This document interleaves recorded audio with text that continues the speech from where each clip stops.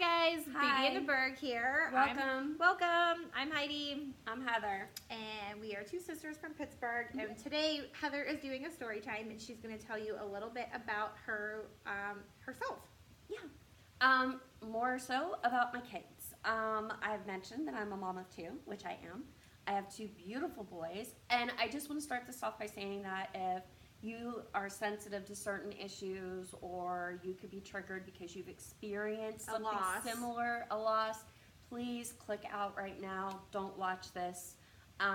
This isn't a happy time. And we are not sponsored. Not sponsored. But this is a good video, so it's not like sad. It's a good video. It's a good video. I want to get some awareness out there about some things that some people don't know about. And let me start by saying again, I'm a mom of two. My oldest son Brandon and my youngest son Austin. What I don't really say a lot is that my oldest son Brandon passed away in 2004 at the age of 7.5, which was very, very difficult, may I say. So he was terminally ill. He was terminally ill. I'm going to try to get through this video without crying. But I feel it's important because there's so many of these diseases out there that aren't talked about because they're called orphan diseases, because they don't affect a lot of people, but yet for the families they do affect, it's heart-wrenching. My son was born, we did not know, with something called Menkes, or kinky hair syndrome. Basically, it's a neurodegenerative disease, and it with the copper. He had low copper. Wasn't he was like basically missing, in his case, a half a strand as opposed to a full strand of DNA, where his body couldn't absorb copper, so it sticks to your organs and kind of breaks things down. You can't utilize it properly is the problem, and whether you know it or not, from your head, your hair, the tips of your hair to your toes, copper affects every part of your body. It really, really does, which I never knew until this. None of us knew. Heidi was very close. She's very close to both of my kids, but she was very close to Brandon. He was non-ambulatory, which basically means he, like she said, he couldn't hold his head. He had low tone. So if you think of it like when you wake up in the morning, you're really tired and it's hard to get out of bed, that was kind of him. Like he couldn't walk or talk or that sort of stuff. Yeah. But he could show emotion. He could show talk. emotion. He could verbalize. He had different calls for different people. He could understand quite a bit because he would use a lot with his eyes, we would notice. He knew routines, especially as he got older. If you broke a routine, you heard about it. But he had the sweetest personality, and he had a his was more of a less severe form of this disease. Very mild. Very mild. He was very mild. Most kids with this disease, unfortunately, they either don't make it through birth, because Brandon did try to come at 25 weeks. We held off him coming until 35 weeks, which was amazing that in itself. He was lucky to make it through his birth. He had a very traumatic birth, which that would be a different story because that But just is. we didn't know that he had this until he was about 6 months old, and then he was given about 6 months. Yes, I was told at 6 months old, take him home and get ready, because what happens is they digress. So any skills they may have had, they begin to lose. And that, if you think about that, that includes eating, feeding, because I nursed him. He finally was unable to nurse at about a year old. About a year and a half old, we ended up with a feeding tube. But he did make leaps and strides. He did end up going to school and strides. for a little while. He went to the Children's Institute. Artwork And that sort of stuff. He could do things. So his diagnosis being the way that it was, Heather was able to get a Make-A-Wish trip for him. So why don't you tell everybody about that? We got a Make-A-Wish trip for him. He was okay when he was 3 years old, which was in 2000. And if you don't know anything about Make-A-Wish, they are a wonderful organization. They really, really are. What they do for families is amazing. It's life-changing. They do what you can't do. They give you time for your whole family. That included me, Austin, and Brandon and his dad, to all go on this amazing trip for free. We paid for nothing. We didn't even have to get to the airport ourselves. They sent a limo to pick us up. All of his medical supplies that he needed were sent ahead of time to a place we didn't know of at the time, but now everybody does. Give Kids the World. Yeah, fantastic place. Oh my goodness, they are amazing too. We brought home, we had to have a whole seat just for the stuffed animals that they gave him and Austin, because they give to both children, not just one. They include the whole family in it, and you get first, when you do the Disney one at least, you get behind the scenes.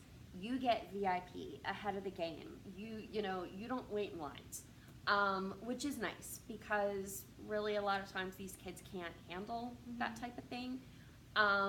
He was able to handle it for the And most as part. Heather has said before, you know, families like her wished that they didn't thank you. have to cut the line, that they could have stood in the line like everybody else. Yeah, I would You have know. much rather preferred to be standing in the 2-hour line than in the line I was in, because it meant I wasn't going to have my son for very long. We knew that. We didn't know how long. He was a miracle from the time he was born and for the life he lived.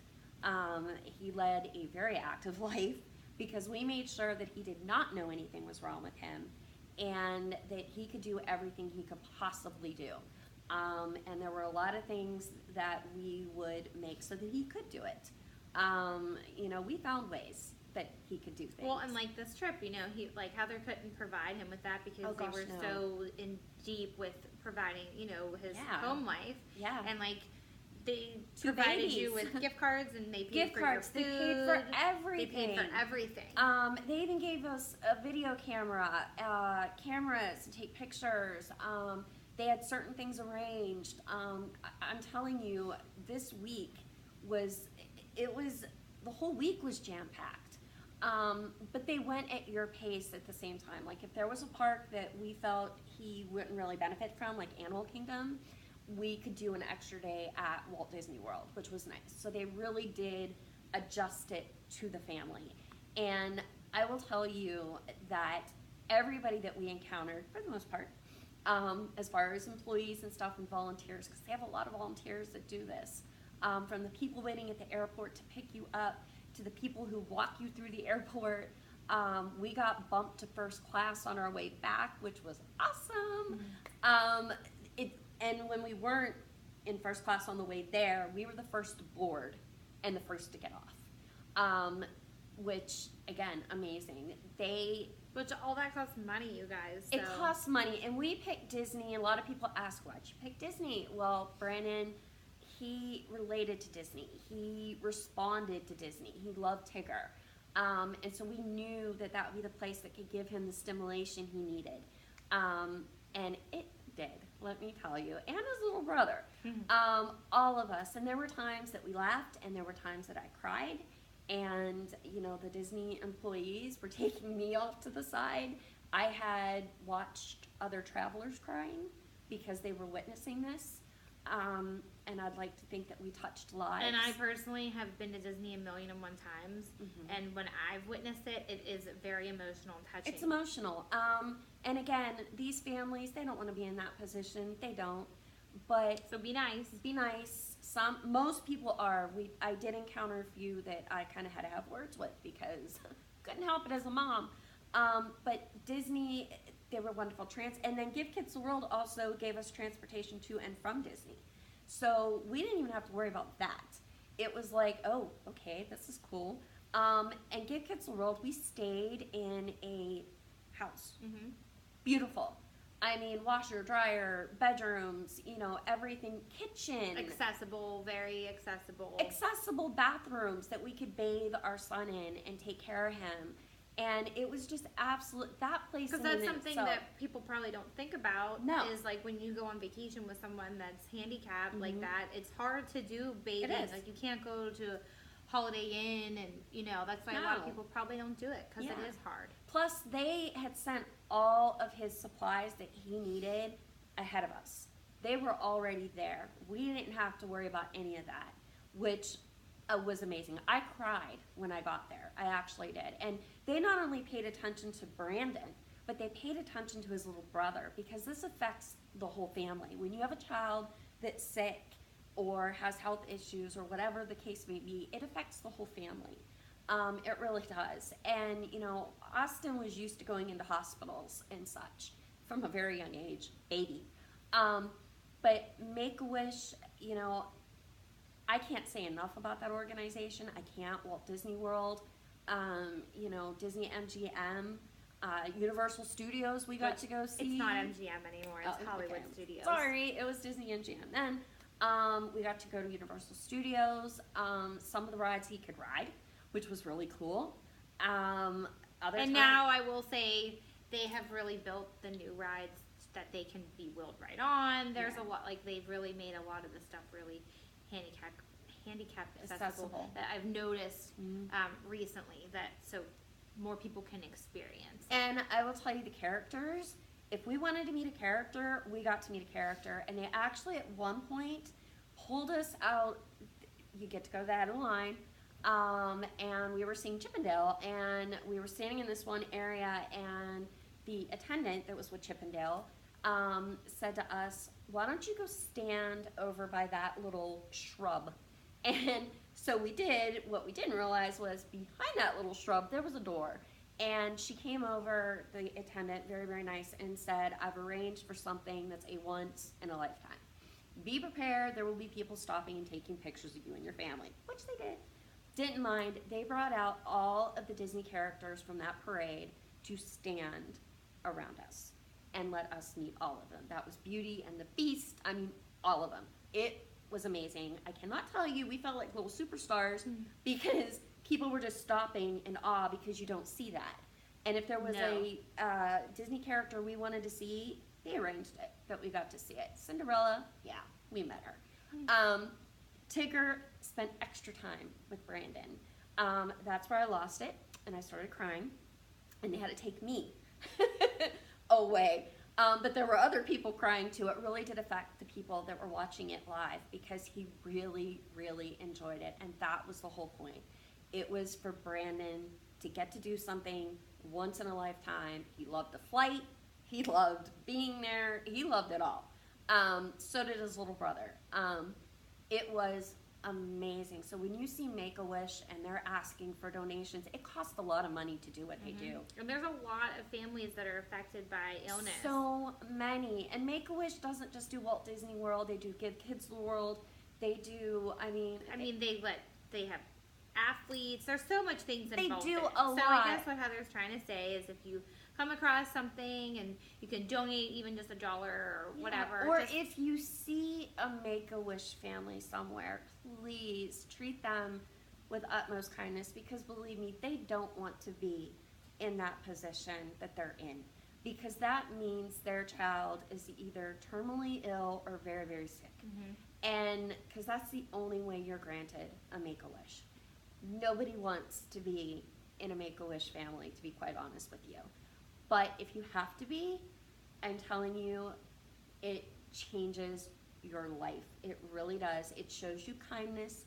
It lets you forget for a week, but yet there were doctors. If we needed them, they would have been there to take care of him with any medical issues. We were in contact with his doctor up here. It's just amazing what they're able to do. And there are so many volunteers that are not getting paid. They are volunteering their time to do these things for these families. Like I said, whether it be the limo to come pick you up or the person to help you go through and figure out everything, because they help you plan everything. So out of all of that, they have this great memory to look back on. And, that's something that you guys haven't really gotten to hear about. No, about it's Heather. not something I really share a lot because it upsets people. I usually say when I'm asked how many kids you have, I say 2.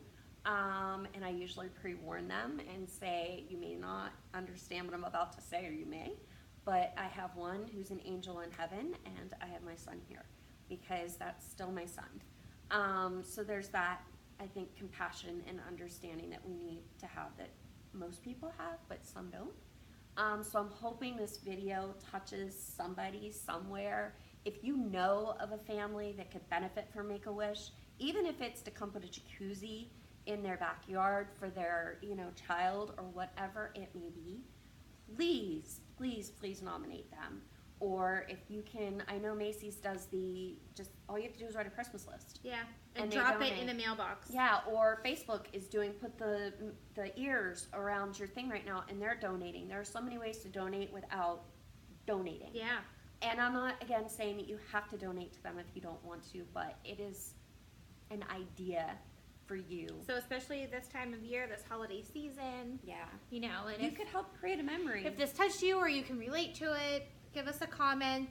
And this gives you a little bit, so you know a little bit more about me and who I am. And I am so proud of my Brandon, and I am so proud to be his mom.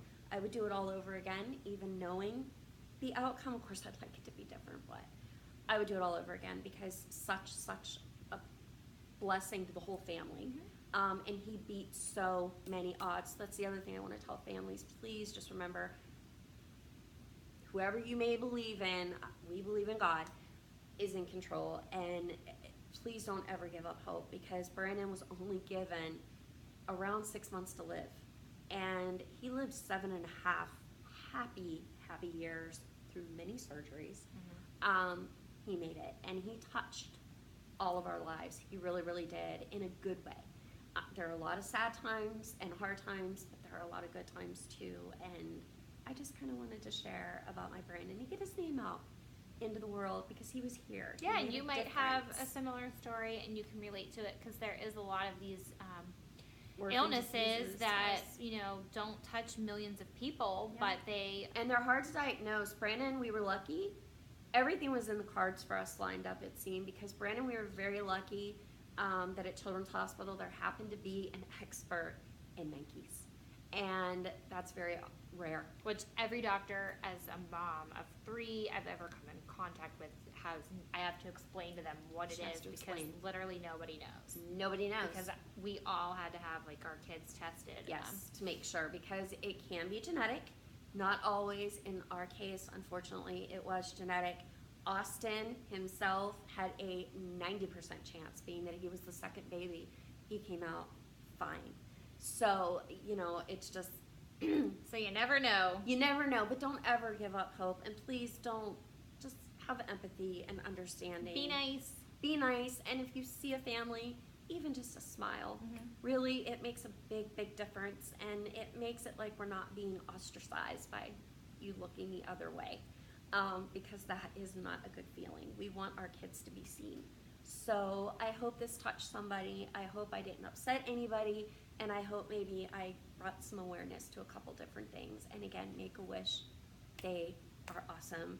So this is the time So of that's year. it. That's, Heather's Yep. story. So Yep. So give if you us hear me a- talk about my kids now, Now it's you know. Austin I'm talking about. Sometimes Brandon, but it's Austin, my youngest. So give us a comment, let us know, and we will talk to you guys soon. Bye.